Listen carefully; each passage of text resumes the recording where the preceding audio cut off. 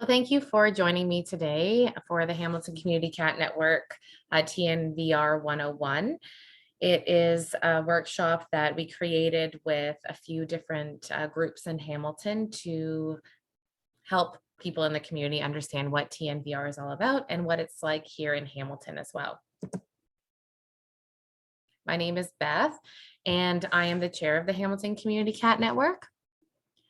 I have been the chair for 6 years almost now, and I am a volunteer that just loves cats. And by day, I'm a teacher, and I do this work on the weekends and during the summer and in the evenings.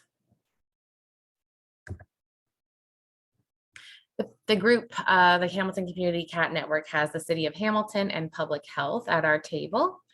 We have the Hamilton Burlington SPCA, which is a major player in the community cat world here in Hamilton. We actually wouldn't have any of what we have without them, which is amazing. We have volunteers like myself, and we have 2 animal hospitals that we can consult with if needed. So we have Coketown Animal Hospital and the Cat Clinic.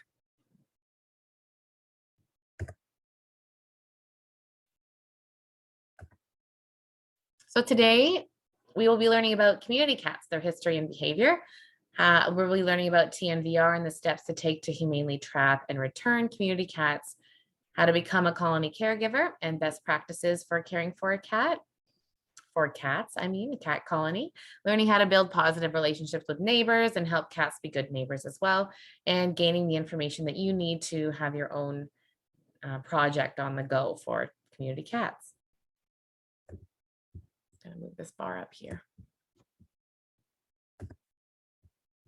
So what is TNVR? So what we do is we humanely trap the community cats, then we spay or neuter them, ear tip them, and microchip them to their registered colony caregiver. V is for vaccinate. So they're vaccinated when they come in for rabies, FERCP, and then they're given Revolution, which is a basic dewormer. And then R stands for return to the original territory. Now, that's not black and white, really. I feel as though there is gray area there. And if a cat can be happy in a home, an indoor home, then we do try to make sure that cat has that opportunity. So you'll see TNVR, you'll see TNR, you'll see TNRM sometimes, and the M stands for monitor. So it's really important to monitor the community cat colony that you're caring for to make sure that the cats are not sick or in need of other help. Sometimes they get really bad worms, things like that, and we can help with that as well once the cats are returned to their colonies.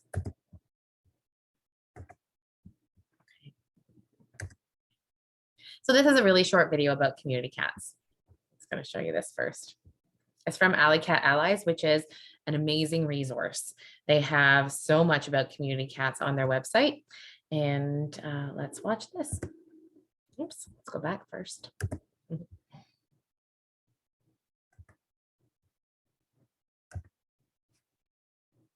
Community cats are unowned cats who live outdoors. They're also known as stray cats or feral cats.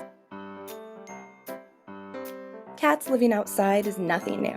They've thrived outdoors alongside humans for over 10,000 years. Community cats are members of our community and live full, contented lives in their outdoor homes. They're as healthy as pet cats and can live just as long. They have a place in the natural environment and are not a threat to public health. Community cats are generally not socialized or friendly toward people. This means they are not adoptable and don't belong in shelters, where they will most likely be killed. Trap, neuter, return is the only humane and effective approach to community cats. Cats are humanely trapped, spayed or neutered, vaccinated, ear-tipped, and returned to their outdoor homes.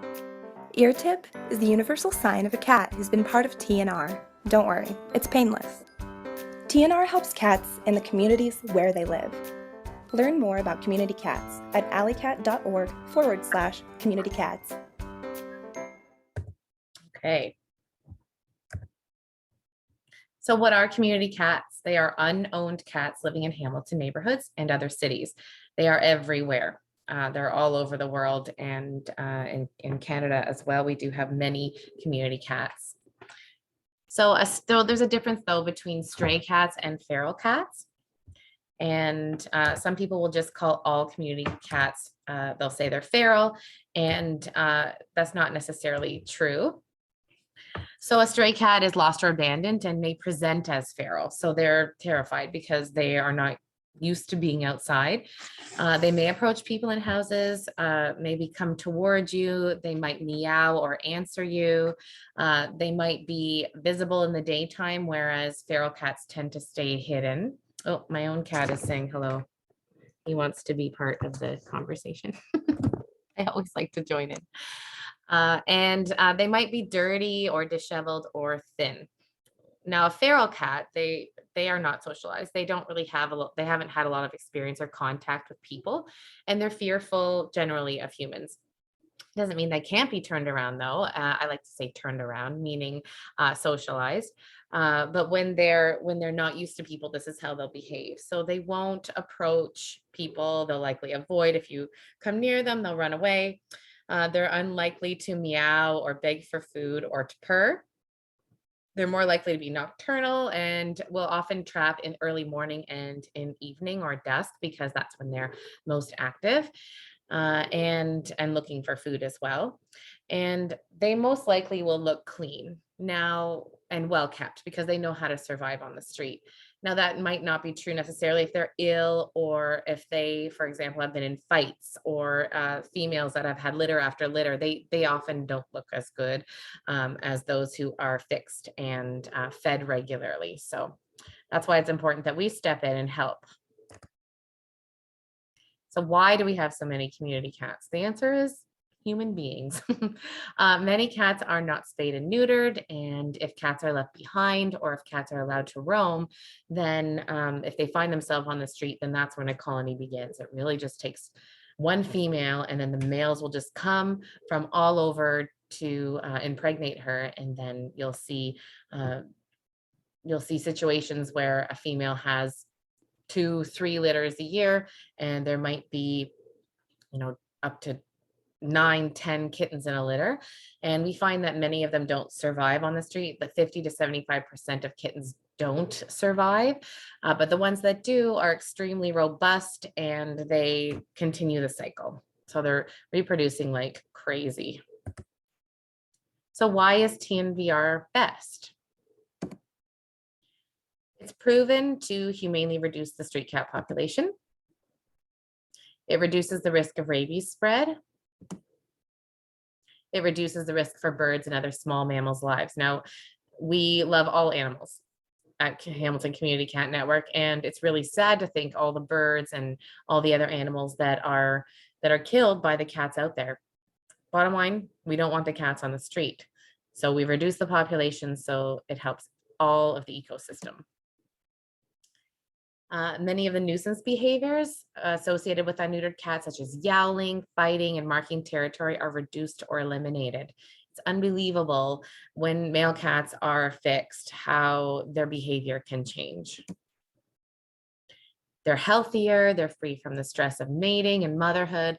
It's really sad to see a mother cat in heat because the males swarm them. And yes, it's nature, but it's not nice, and it's not necessary when we have the Hamilton Burlington SPCA here to help us fix those cats. Community cats don't belong in shelters, and they're likely to be euthanized there. Now, Hamilton Animal Services, they don't pick up community cats anymore. That's something they used to do, and it wasn't good for the cats, and it wasn't good for the city because there was no place to put them once they went into the shelter, and they would have no choice but to euthanize if a cat was not socialized and able to be adopted or pulled out of the shelter by community rescues. So the only time we bring cats to animal services is if they're friendly cats, so potentially owned by someone, or if they're sick or injured and need immediate help. So some people, when we go door to door, will say, well, why don't you just catch them and kill them? So it doesn't work. Bottom line is the vacuum effect happens. So as soon as you take a cat out, a new cat moves into that territory, especially if there's a food source there. Plus, it's a disgusting thing to do to euthanize a whole bunch of cats that didn't ask to be where they are, and they breed so quickly, and we have so many 30 to 50,000 here in Hamilton that it would just be mass killing, and it wouldn't help in the long run, especially with the number of humans that are abandoning the cats or letting their own cats roam unfixed. So the Hamilton Burlington SPCA, as I said, they are the program that really help us to reduce that population. We do have a bylaw in Hamilton that states that you're allowed to feed community cats if you are a colony caregiver registered through the SPCA. So this is really important. So those who are just feeding cats and not registered and not actively trapping and fixing the cats, they are not legally allowed to be feeding those cats. Is it amazing to be feeding cats? Absolutely. I don't like to discourage people. However, the problem is when you are feeding community cats and not fixing them, then you are actually contributing to the problem because they're going to have larger litters and more litters more often. So this is something that we want to make sure that we fix them, and then feeding them, no problem whatsoever. So they need to be unowned or stray, living outside. They need to be a colony of 3 or more. And they will make sometimes concessions for, if it's a female, of course, she's going to be pregnant and there's going to be more than 3 in a very short amount of time. So it's worth just calling and saying, listen, I have this one cat. What can I do? You must be committed to following through with some caregiver guidelines that I will go over. It's $25 per cat, which includes spay neuter, rabies, revolution, FERCP, ear tip, left ear tip, and microchipping to the colony caregiver, which is amazing. Now, if you have just one cat, you can use their community assistance program, or sort of the CAP program. For a male, it is $125, and for a female, it's $150, which is really an amazing price considering, what you would pay at any other vet. Oftentimes I come across people in the community that have their own cats unfixed, and they will go through this program. There's also often a postal code program where they'll go into a high needs area and people can come and sign up, and then it's a $20 fix at the SPCA. Now, the reason it's $125 and $150 is because the SPCA, they pay the $100 for the TNR cats through their own funds. So the $25 is paid by the caregiver. The $100 that it costs them to spay and neuter each cat is paid for by the SPCA. So it's their fundraising that allows us to have this amazing program. So what does it mean to be a colony caregiver? So this is, oh, sorry, my George is going to jump down now. All right, so this is what is included, or what you need to be able to do in order to become a colony caregiver. So providing adequate shelter, and I will show you some shelters at the end. We do have shelter build workshops, and also they're often available before the winter at the SPCA. Provide food and fresh water for the cats on a daily schedule. Now, this is really important, the daily schedule. Of course, in the beginning, they're not going to know that schedule. So you want to put the food out at a certain time, maybe make a noise, ring a bell, call the cats, and then they get used to knowing when that time is, and then pulling the food up. Always making sure the area is clean. There aren't dishes left behind. That's very important to our city. We don't want our neighbors to be upset about feeding the cats. We want it to be something that is clean and doesn't affect those around. Again, 30 minutes is ideal to have the food down. You want to discourage skunks or other raccoons, things like that, from eating the cat food. Really, it's not fair to them as well, to the wildlife, to be feeding them. They really don't need to become reliant on humans, whereas cats are not natural or native to our environment, and therefore they do need some help. So again, like, you could start with a larger window of time and then slowly move it down so that they know when feeding time is and they can come right away. If they miss a meal, they're really smart and they will learn the time that you put the food down within a couple days. So of course, I say of course, but this is really important, that cats are protected from harm, that you don't remove cats and give them to someone who might harm them or injure them or cause any sort of discomfort to the cat. So that's your responsibility as a colony caregiver. If you're not there, someone else needs to feed the cats. Caregivers consent to twice yearly periodic site checks, and this doesn't happen that much. It's more, they want the ability to come and check it out, make sure your area is clean and that you're doing the right thing and following the guidelines. They don't have a lot of time to be doing these checks, but this just reserves the right in case they want to come and check your site. Okay, so this is a very quick view into what TNR looks like. It looks quite easy and simple, and it can be more complicated, but it's a nice rounded view of what the process looks like. So let's watch this. Trap, Neuter, Return, or TNR, is the humane, effective approach for community cats. During TNR, cats are humanely trapped, taken to a veterinarian to be spayed or neutered, vaccinated, ear-tipped, and then returned to their outdoor homes. TNR is the mainstream approach for caring for outdoor cats in communities nationwide. Anyone can do TNR. Before you begin trapping, make sure to connect with neighbors. Let them know what TNR is and how they can help. Determine how many cats you'll be trapping and be prepared for different or unexpected scenarios like ill or injured cats, nursing mother cats, kittens, or friendly cats. Establish a feeding schedule so the cats become accustomed to getting food at a consistent place and time every day. It's important to coordinate with a feral-friendly veterinarian or clinic for spay and neuter appointments, and set up a recovery area for the cats in advance. Ensure you have enough traps and that they are labeled and working properly. Withhold food for 24 hours before you trap, but always provide water. Cats should be hungry enough to enter the traps, but shouldn't eat too much once inside them, since they'll be having surgery. Bait the traps with food like sardines or tuna in oil. Place the traps on a flat surface where the cats spend time. Then move away, but keep an eye on them. When one or more cats are trapped, carefully approach the traps and cover them completely with a towel, blanket, or trap cover to help calm the cats. Before you leave, make sure all of the traps are accounted for. Transport the cats to the feral-friendly veterinarian or clinic where they will be spayed or neutered, vaccinated, and ear-tipped. Confirm with the veterinarian what services you want, like microchipping, or don't want, like testing for FIV or FELV. Be sure that the clinic contacts you before making any treatment decisions for the cats. Let the cats recover overnight in the area you set up, or at the veterinary clinic. Keep them covered in their traps to reduce stress.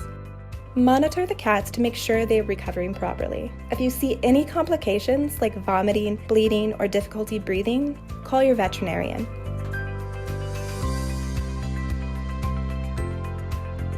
Return the cats to the exact location where you trapped them, so they can reunite with the colonies and outdoor homes they know. Provide food and water, and resume their usual care routine. Get all the details on how to do TNR at alleycat.org/TNR guide. Okay. It's as easy as that. All right.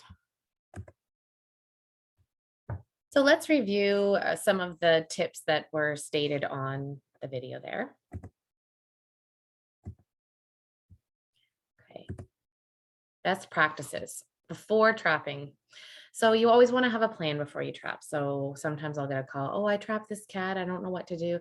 And that's a really tough situation, right? Because you don't want the cat in the trap for an extended period of time. So a plan is very important.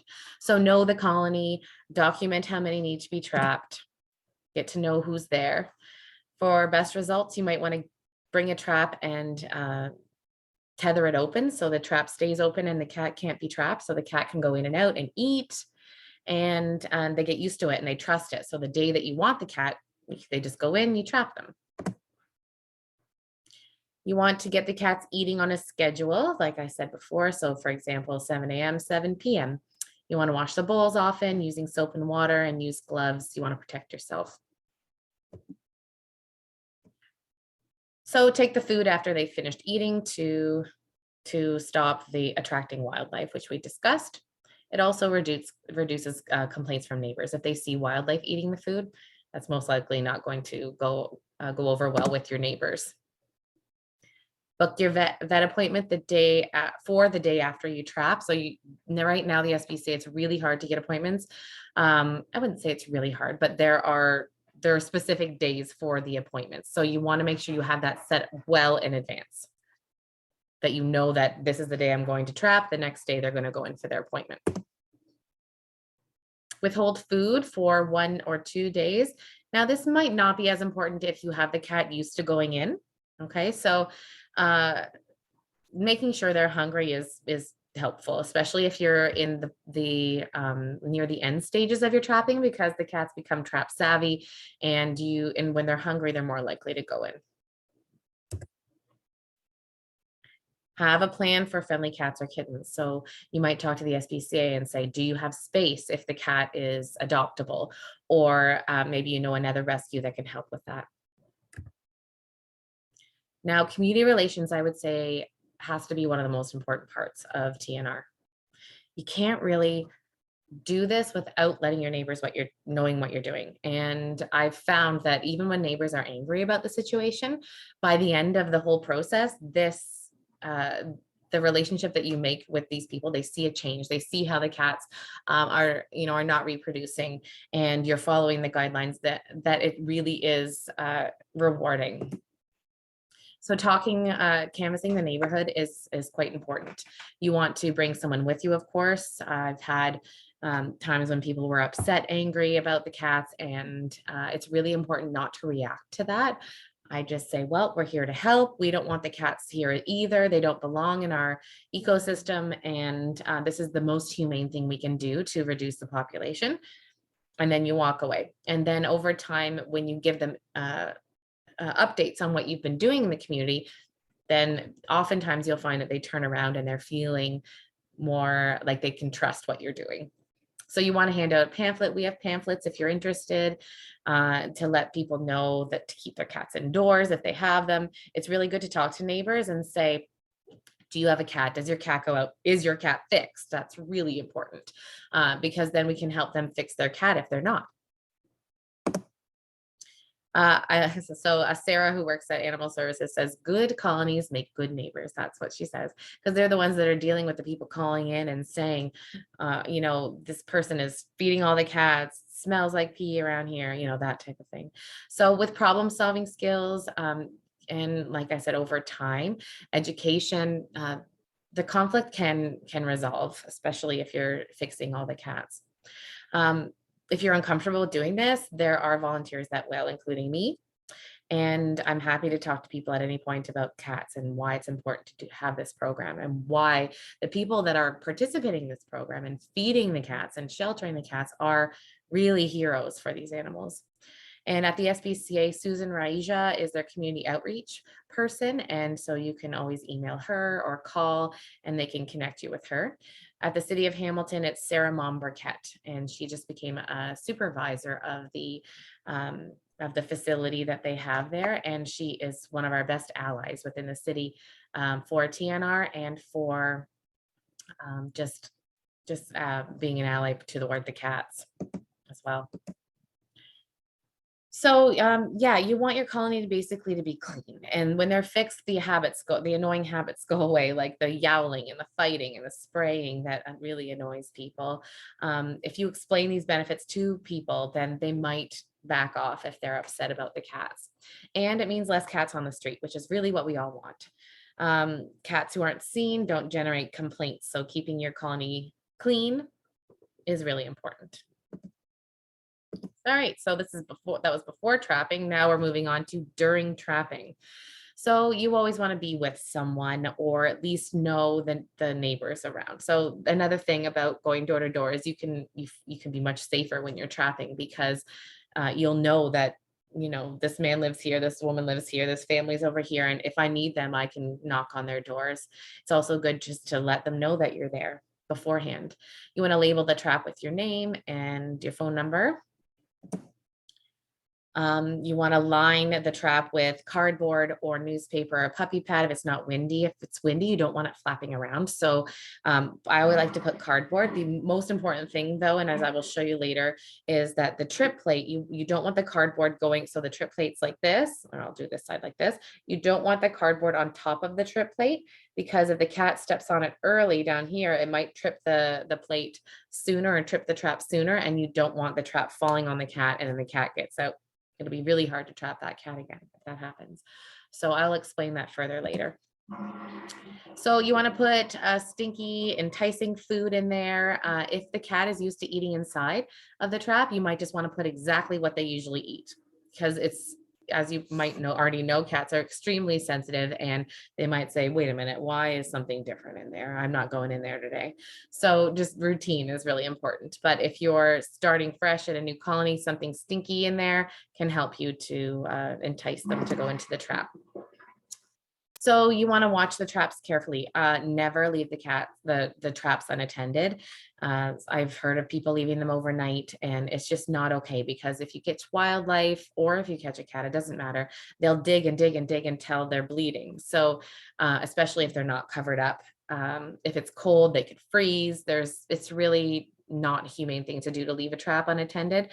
I mean, if you walk away for a few minutes and then go back, okay, that's different. But if you can be within eyesight, that's the best thing, because once the cat is trapped, you want to run and cover them up. Sometimes I find just sitting in my car works, because they don't seem to see me as a threat in the car.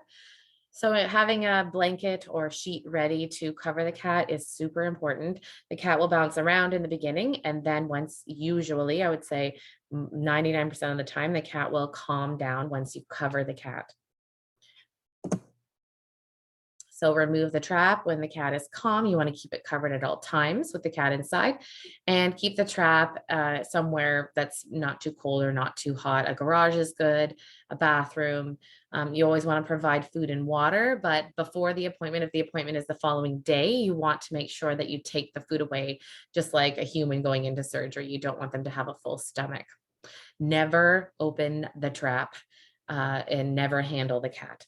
This is really important. A few times I've had people call me saying the cat got out, the cat's running around, climbing the walls, trying to get out, and that's not a fun situation to deal with.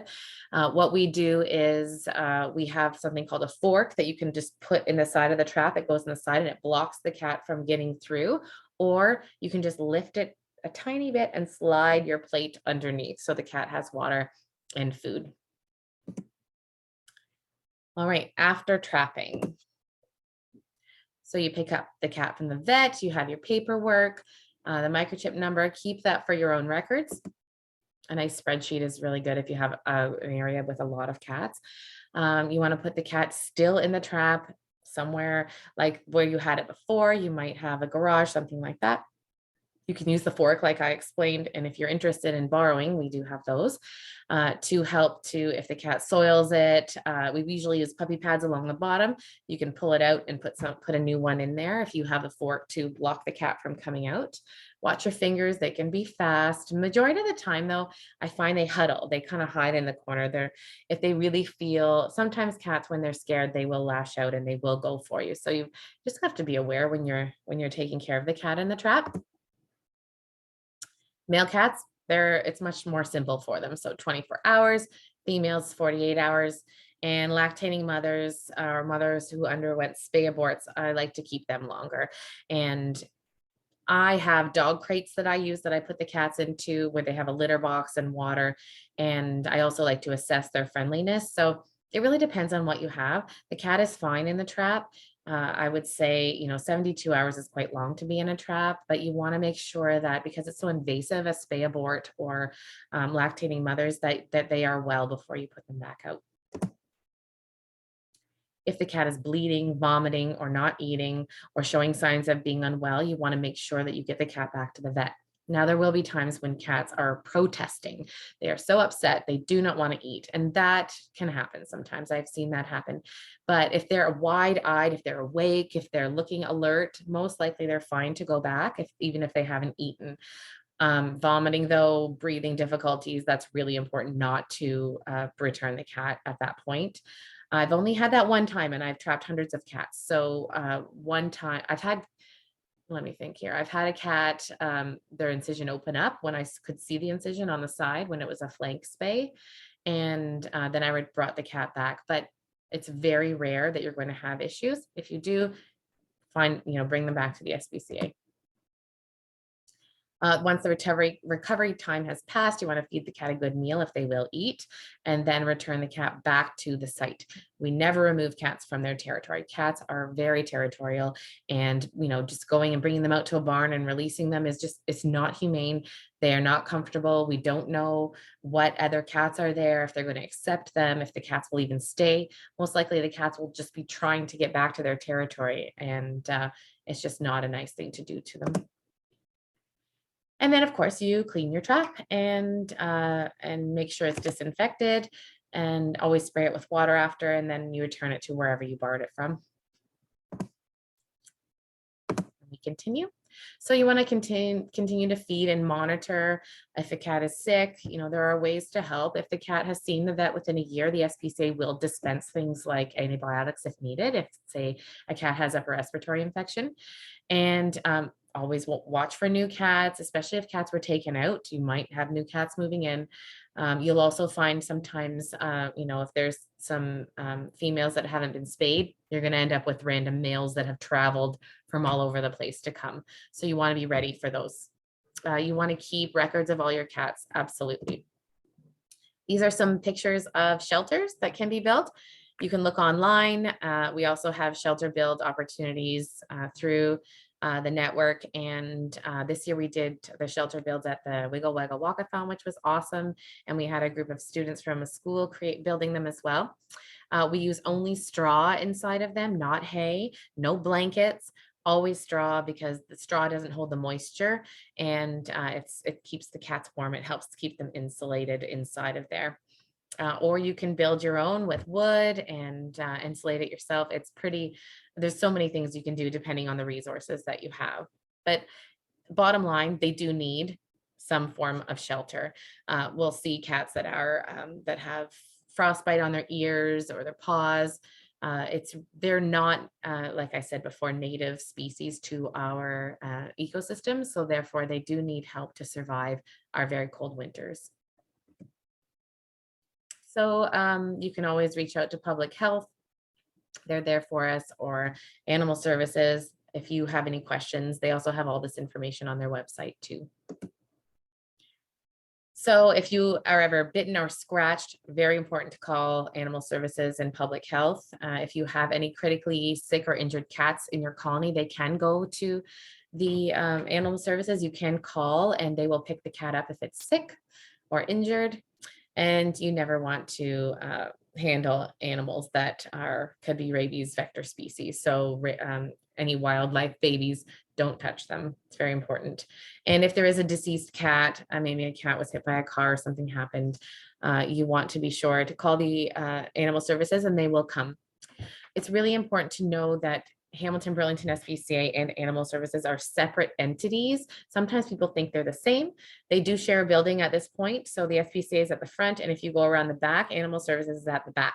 So they're two separate entities, and it's important to know that when you're calling for wildlife or when you're calling for a deceased cat, you're calling Animal Services. If you're using the TNR program, you're calling Hamilton Burlington SPCA. So there's one of our past shelter builds, a mother-daughter working together to help community cats, which is awesome. They do have traps at the Hamilton Burlington SPCA. If you join, we have a Facebook group for colony caregivers. They do email blasts often. They have food available at the Hamilton Burlington SPCA, so you can always go there and pick up some food. They don't have enough food to fund your whole project here and feeding your cats every day, but you can access their food bank. There are other groups and community members that exist. So there's Hamilton Street Cats. You have other rescues that do TNR as well. So you can always go on to the HamiltonCommunityCatNetwork.com and find out where are some other avenues for help for cats that you come across. Okay, so traps. Actually, the actual traps themselves are quite simple to use. It just takes a couple tries, a couple practice to do that. There's a few things that are important to know about the trap. So this one here, so this is the trip plate that I'm pointing to with the arrow. And when the cat steps on it, this door will close. This is just a single door trap. It doesn't have the back trap here or the back door. Now this one's a guillotine trap. It has the guillotine door that lifts straight up. Okay, so it's really important if you're using this trap that you have the clip actually locked on so that the cat can't lift up the door after they've been trapped. So again, here's your trip plate. Notice here, this trip plate is quite skinny.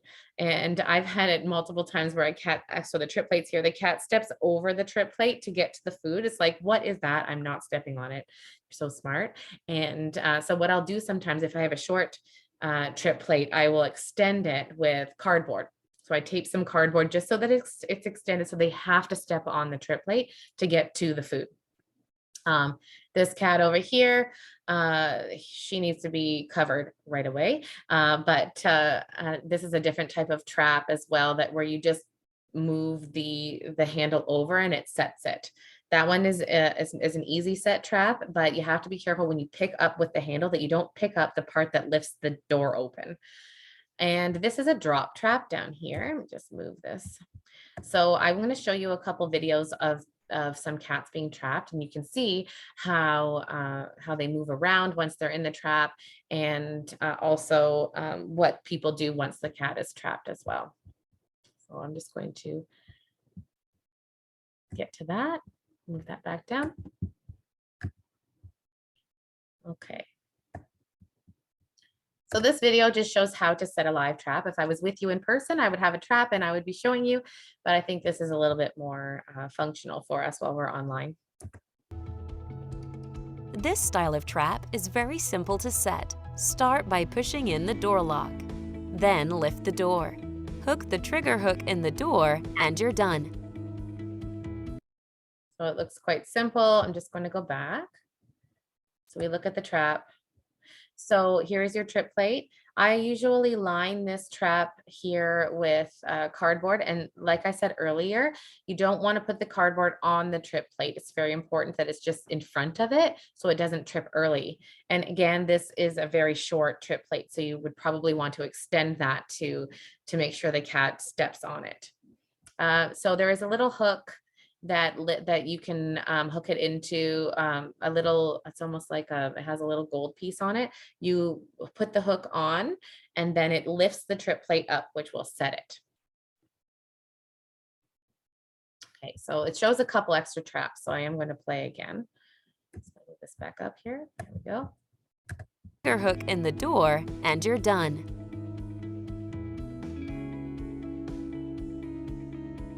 This trap style can be set two ways, one door or two door. For a one door set, start with the left side. Push the door lock in, then lift the door and latch the trigger hook in the door. Leave the right side closed. For a two door set, move to the right side of the trap and repeat this process.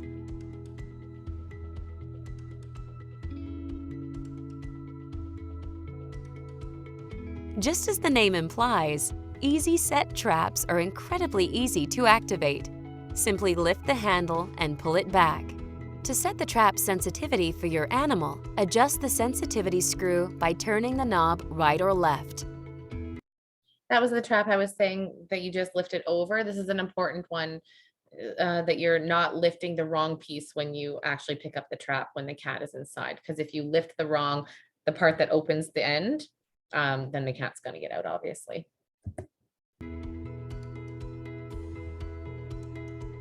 This trap can be set two ways, with a one-door set or a two-door set.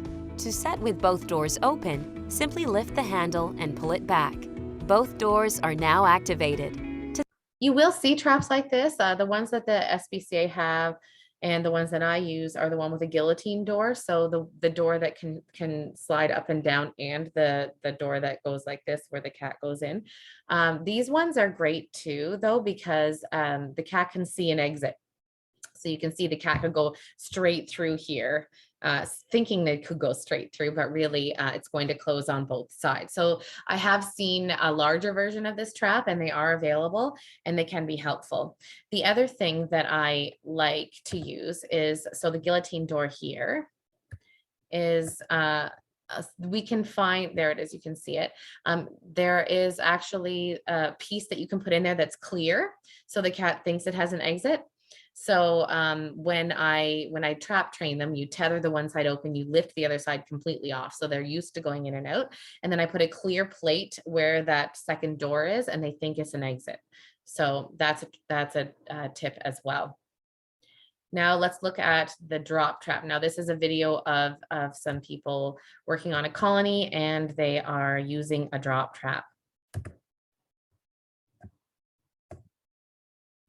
It shows the cat being trapped a few times because the cat really does bounce around quite a bit, and that's why it's important to be really close. And the drop trap is a manual trap, so you have to pull a string in order for it to come down. There's a specific time that you want to pull it, and I'll talk to that more once we've watched the video.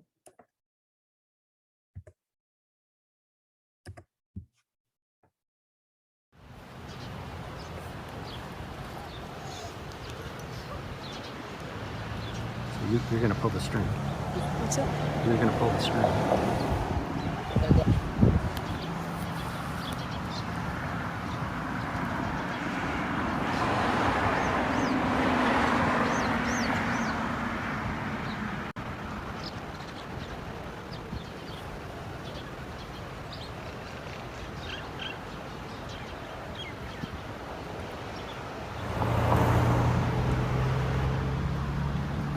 So you can see there's an orange cat looking at a phone.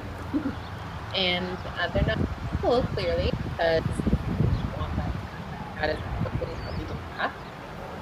Or maybe he hasn't, and they're more focused on the pregnant female. And he chooses the clear tip, and then a cat looking at and love to be is getting either way.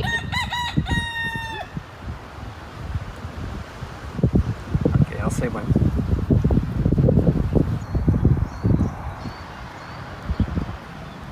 Pull. Okay, I'm going to stop it there for a second. Now he said pull. I personally would have waited a little bit longer. So cats are so fast, and you want to be sure. I always like, you can only have one chance to pull. So if you don't get the cat this time, if the cat's looking nervous, if the cat's looking around, do not pull. It's not worth it, because to miss the cat is so much harder. They're so smart to get them again. So I would wait for the cat to be down on its haunches, focused fully on the food. Okay, they're eating, they're down, they're not looking up, they're not looking around, because when they do that, they're on guard. You want them to be focused on the food. Okay.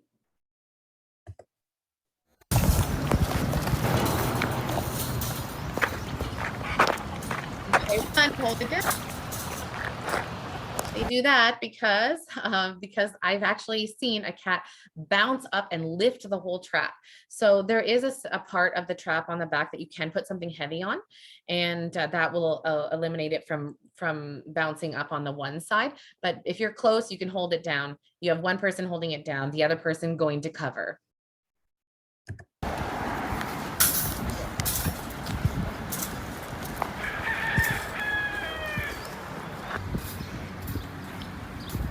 Okay, so they cover her up and then they wait. And this is the probably the most important part. Well, it's all important, I guess. When I'm doing this, like, you'll find when you're trapping that your heart will beat faster, your adrenaline will be pumping. So the best thing to do is breathe, slow down. Even though I've done this so many times, it's the same feeling. It's the same adrenaline pumping through your body. So you want to talk yourself through it. Okay, so we've got the trap. She's under. We've covered it up. Now you've got this door here that you're going to transfer the cat through out from. You take this trap, your second trap. Now the trap that you attach needs to have that second door, or you might have something called a transfer cage, which is like a short version of a trap that doesn't have a trip plate. It just has the part that goes straight up, this guillotine door that I was mentioning before. I use the hooks from the drop trap and I hook on to either side of the guillotine door. Okay, because there's sometimes they come running out charging, and if they bang the trap away from the drop trap, it won't have its door down and the cat could get out. So I securely fasten it with the hooks. So I don't believe they do that here. So I just wanted to be clear that making sure that it's hooked onto the drop trap is very important. Also, one time I've done this, you'll learn from my mistakes because you don't want to make these mistakes. I had the trap set. So my second trap that I was putting the cat into was set. So the door was open. Cat, when I attached the trap to the drop trap, cat just ran straight through and out. You can imagine the words that came out of my mouth at that point. I mean, we make mistakes, right? We're human, and this is what we learn from. So make sure that your trap is not set, that it is down.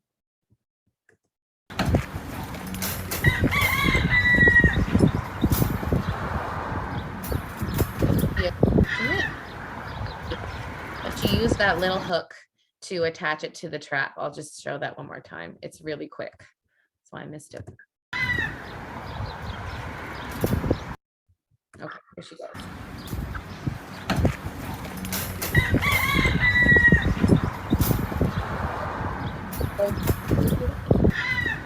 Lift up both of the doors. So if you only have one cat under the drop trap, which is another good point of the drop trap, you can trap multiple cats in there, which is really awesome.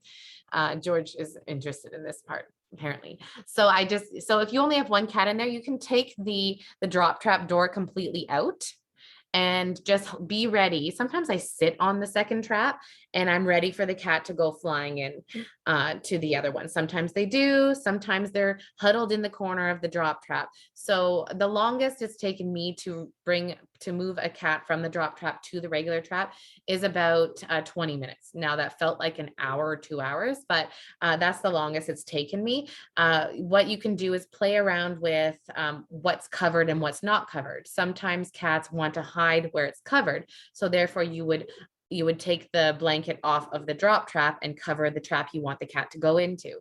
Sometimes the cat wants to go toward freedom, so they think it's freedom. So what you might do is keep the drop trap covered and uncover the second trap, and then the cat will think they can leave and go straight through to the trap. Sometimes the cat just goes right in. Sometimes you have to find something to kind of poke the cat, obviously not too hard, just to encourage them to move into the other trap.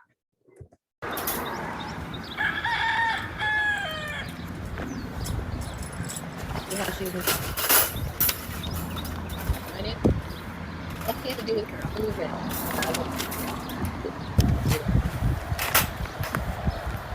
So of course, once you take the 2 hooks off of the side of the second trap, you put the guillotine door down, and you want to make sure that you make sure it's locked. Okay, so that when you're lifting it, it doesn't accidentally open and the cat gets out. Also, an important point is to make sure that when you pick up the cat from surgery, that everything is secure before you remove the trap, because in the past, again, it's happened where it hasn't been secured properly and the cat gets out where they've had their appointment, which is terrible, of course. The cat's fixed, which is amazing, but they don't know that territory. So we want to be sure that we keep the cat nice and secure before we return. All right, I think that's all for that video. Times. So I will hold the top of the trap and I will hold the end of the trap. It helps hugely because the cat will be moving quite a bit. Very rarely do they sit still when they're in the trap because they're quite scared. Okay, so that's how you use the drop trap. Again, your heart will be pumping, your adrenaline will be going, and it's really important that you just breathe, take your time, talk yourself through it, so that we don't make mistakes. All right, now I love this video. This is a video of a project in Atlantic City. Now it's an old video, but they still have cats there, and I've actually known people to go there and see the cats on the boardwalk. They have an amazing program, and I really hope that one day in Hamilton we can say that we've had the success that they've had in Atlantic City with their community cats. It's really a feel-good video that I like to end with. So let's watch.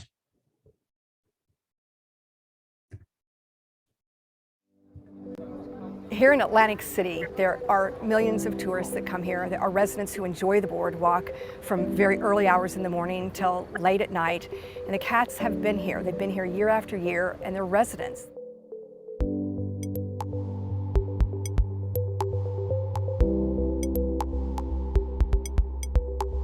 I'm Becky Robinson, and I'm the president and founder of Alley Cat Allies. Alley Cat Allies started the Trap, Neuter, Return program here on the boardwalk in the year 2000. And so that means that every single cat that was taken to a veterinarian, vaccinated, spayed and neutered, and ear-tipped, so they're identifiable. And then the cats are returned here to live out their lives, and the city supports the program, the Public Works Agency, the Public Health Agency, and even the mayor. My name is Don Guardian, and I'm mayor of Atlantic City, New Jersey. I helped design some signage and install the signage, letting people know not to just let their cats here, and that there was a very organized program, and that this created a safe environment for the cats, and so much better than any of the alternatives, including euthanasia.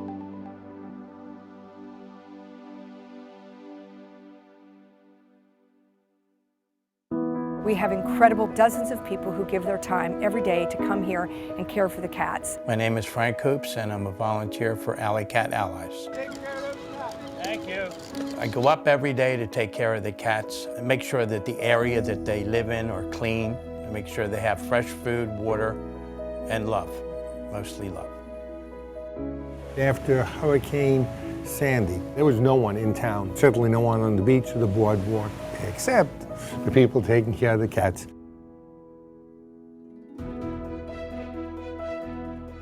The cats are not adoptable, they are not pets, they are shown love and they give love back, but they would not be able to live in a house.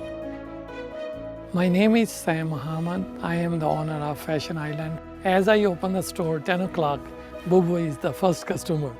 They have actually become one of the top 10 tourist attractions. We had a Canadian came and they said, oh, this cat is same like my cat. I miss my cat from 2 days. Oh no, I feel good. I just saw the similar cat. This is a good example here in Atlantic City where everyone lives together. The cats are the fabric of society. This is such a compassionate community, and everyone enjoys the boardwalk and loves the cats. Trap, Neuter, Return is now carried out in thousands of locations around the country and even world. But here in Atlantic City, it's a wonderful model for the rest of the nation to take note of.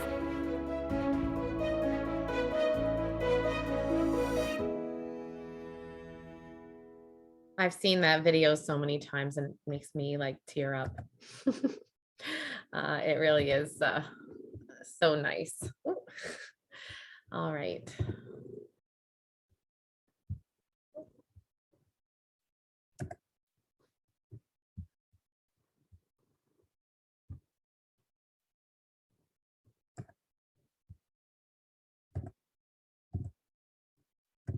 I just want to get back to my, there we go, presentation here. So really, thank you so much for joining me today, and George and I actually today. I'm really thankful for your time and your efforts with cats. This picture is of a cat that used to live in my backyard. His name is BW. He lived out there for 4 years before deciding he wanted to move into my house. And sadly, he did pass, but he was truly a feral cat, and it took him, I couldn't pet him for years. And but he did live a really happy life outside. He had food and water and shelter. He knew he was loved. And really that is what this is all about, right? Giving them the best quality of life that they can have, even if outside on the street. Okay, of course we want all cats to be in a home where they're safe and loved, but if they can be safe and loved in your backyard, then why not? So thank you so much for joining, and we'll open it up for questions now. If you do have any questions, just going to, oh, George wants to say goodbye as well. George was a street cat, actually. He sure was.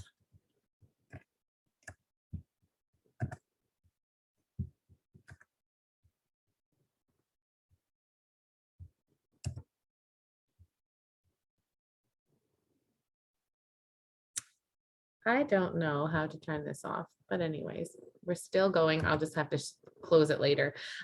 Lindsay, Anna, do you have any questions about what you learned today?